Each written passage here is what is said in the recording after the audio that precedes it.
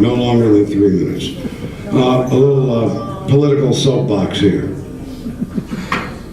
I'm running for Agriculture Commissioner. Thank you very much.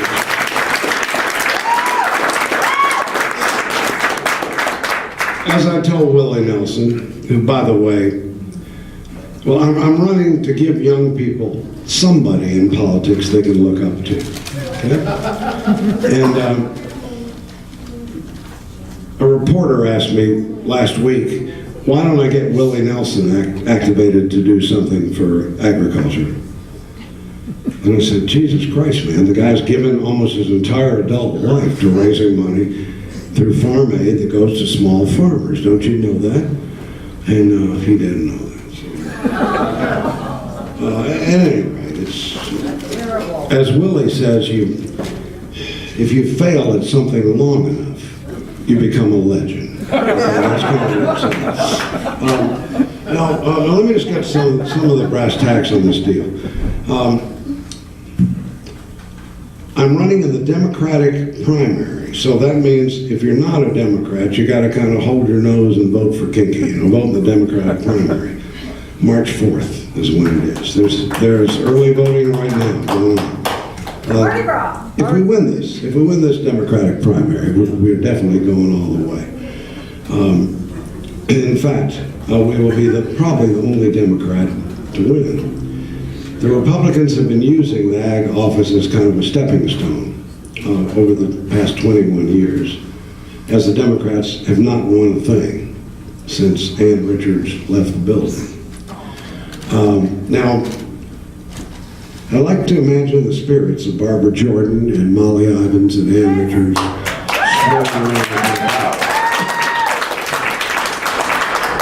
But we're doing something a little different this time. I'm advocating lifting the prohibition on pot and hemp in Texas. Okay?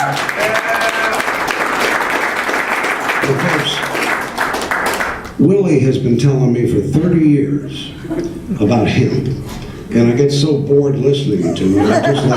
I go into a diabetic coma. I'm not interested. So now I've done some research, and my staff has done some research, and I learned some things. Hemp requires half the water that cotton does, 50% less. Hemp produces 2.5 times the fiber, and hemp requires no pesticides whatsoever. Cotton, on the other hand, takes up 25% of the pesticides in the world are used for cotton. It provides no nutrients to the soil. Hemp provides nutrients to the soil. Any way you cut it, the only people that could possibly be for cotton would be the cotton lobby, the big Monsanto or somebody who produces pesticides, all right? They would be for cotton. It could be the great new cash crop of Texas. Currently, China is the #1 producing country of hemp in the world. Now, would you like to guess at who their #1 customer is? No, it's not it. It's Willie Nelson. Yeah, it is us. It's the U.S., of course. Of course it is. Cotton, if you get cotton root rot, it's like having a nuclear bomb dropped into your property. You can't grow anything for years. So hemp makes a lot of sense. Now, pot. I'm not a pot smoker. This is not about long-haired hippies smoking dope. It's about the future of Texas. The other candidates are talking about education. The aforementioned David Dewhurst has laid out his education program. The guy's been around forever. We're 49th in education. We're ranked 49th. Thank God for Alabama.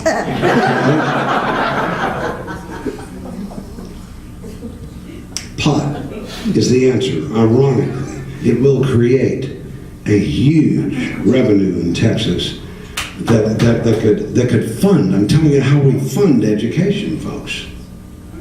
And believe me, the Democrats are all yapping about Kinky's not serious, he's not serious, which I know means I'm doing well. I'm going to win this primary. And let me tell you, folks, there's nothing as serious as a comedian when he's telling the truth. Nothing.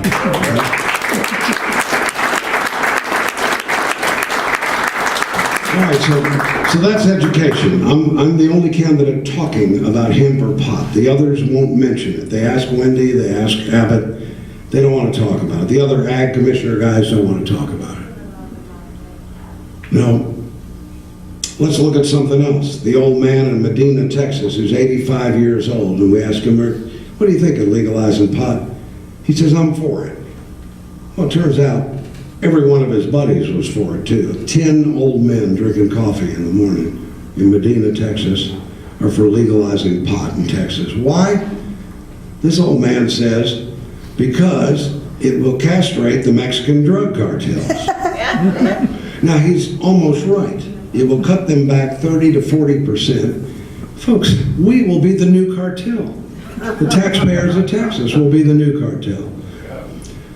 So it will clean up the border just like the turf wars stopped with the other prohibition many years ago. They just came to a screeching halt. As long as we're on this case of immigration, let's talk about criminal justice. According to the Dallas Observer, in 2010, 74,000 nonviolent pot possessors were arrested in Texas. This cost the taxpayer $250 million that year. Then they were incarcerated. In the time, they put them in these private prison chains, closing the doors to all these people, who are mostly young people. Closes almost every door in their life once you spent 2 or 3 years in prison. You can do a great job interview, and then they'll ask you, is there anything else you'd like to tell us? And you say, yeah, I was convicted of this, and you will never get a call back. Never. You'll never get a job. Now, it turns out, of this group of 74,000, and this is not an exaggeration, this is fact, we could have sent 74,000 of them through Harvard cheaper than what it cost us to incarcerate them for 3 years.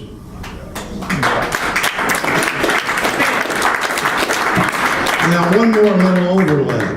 Of the 74,000, there are 7 times as many African Americans and Hispanics as whites in that group. You figure out why that would be. Maybe they couldn't afford lawyers. Maybe those were the neighborhoods they were staking out. I have no idea. Maybe there's some racism in the system. I don't know. But it's not criminal justice. It's criminal injustice that's going on there. So clear out those prison cells. Clear them out. And Rick Perry has now mentioned decriminalization. Tiny steps for tiny feet. You know, it's good. It's a good idea, Rick. So Obama's for it. Mitch McConnell is advocating hemp in Kentucky. This is going to happen, folks. Now let's talk about a little more. Cancer, medicinal marijuana. Lance Armstrong, horrible man. We all hate Lance Armstrong. What a terrible man. The fact that he inspired millions of dying people is totally forgotten. We don't care about that. But Lance told me that 1 in 3 of us will get cancer, and it will be the biggest enemy we ever face, much bigger than terrorism or any other thing you can think of. And we've got MD Anderson is considered one of the finest cancer hospitals in the world. Absolutely no medicinal marijuana program whatsoever. You know what the oncologists tell you in Austin, Texas? You can go to the top cancer doctors, you can have chemotherapy and you're in great pain and none of the pharmaceuticals work. And they tell you, go to East Austin. If you want drugs, if you want some, go to East Austin. Oh, well, that just ain't good enough, folks. I mean, and we can just look at Colorado. We can see, we don't know. Oh my God, and that's a little bitty pissant state, right? Multiply their millions of dollars they didn't think they were going to get, that they're getting, multiply it by about 350, and you would have an idea that this is bigger than the lottery. This is really big. And what this would do, it's like a green thread of agriculture running through our lives. All these areas: education, environment, immigration, taxes, property taxes, state and local taxes going down for the first time ever. Amen. All of this could happen. And I am not a pot smoker. I'm not one of these guys that says it's the answer to everything. And then I look at this documentary by Sanjay Gupta on CNN called Weed. Did anybody see that? Yeah. You know, we're talking about the little 5-year-old girl that had 400 seizures a week. And finally, after exhausting everything, the family got some dope that's low in THC or something, and she was down with one little sip of this liquid. She's down to 1 seizure a week. And she's going to live, and she's going to talk and walk, and she's fine. And now they've got 40 other kids with epilepsy that are in the same program in Colorado. Well, it's the, you know, I'm a proud Red Sea pedestrian. So it's the Israeli scientists that are leading this thing, not the Americans. And the Israelis are giving pot to people in major hospitals in Tel Aviv. And they're giving pot to Alzheimer's patients, autism patients, Parkinson's patients, having great results in all those areas. And now they've found something else. Pot seems to kill cancer cells.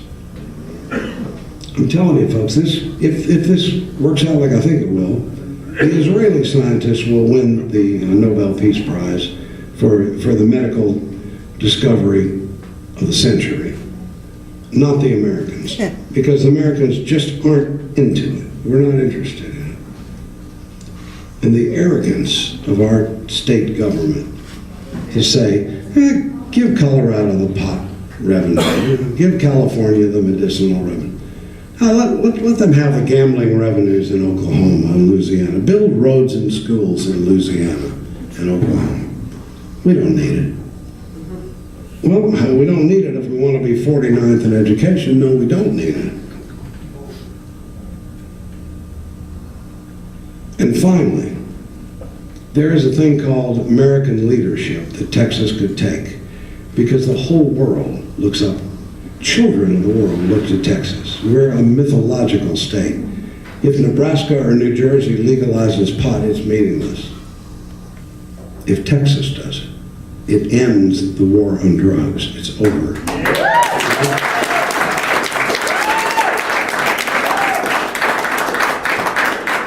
And finally, I should mention law enforcement, because I've gone out of my way to find the biggest redneck deputy sheriff I can find in the hill country. Folks, I'm telling you, I've talked to maybe, 50 of these guys, all over the state. I have yet to find one who thinks we're winning the war on drugs. Every one of them thinks we should legalize, that I've talked to, or maybe some others. But of the ones I've talked to, 50 law enforcement people, they all say the same thing.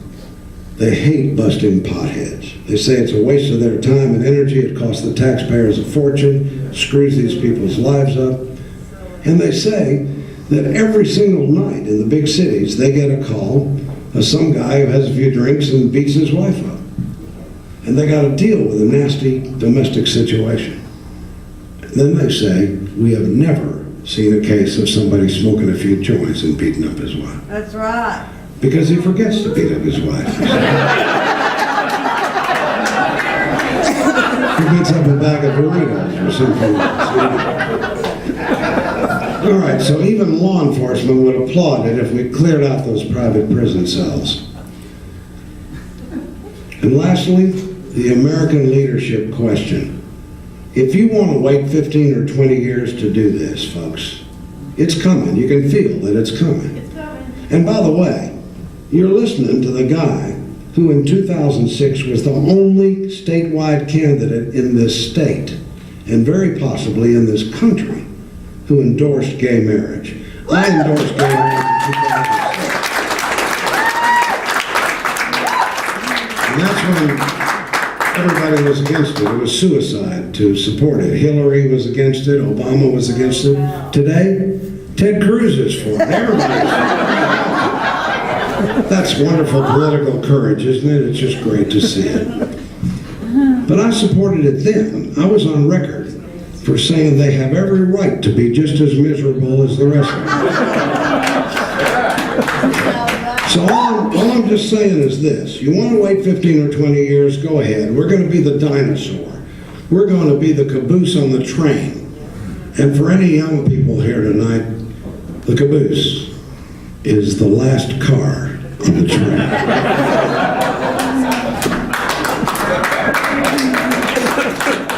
So I'm leaving this issue with you folks. You decide. Texans will decide. If you're not a Democrat, it's easy to vote in the Democratic primary. Just tell them you want to vote in the Democratic primary and vote for us for Ag Commissioner. If we win this primary March 4th, there's no question we're going all the way, because libertarians and independents all get this real easy, and so do a hell of a lot of Republicans. So I just ask you to decide, do you want to be seceders or do you want to be leaders? Make up your mind.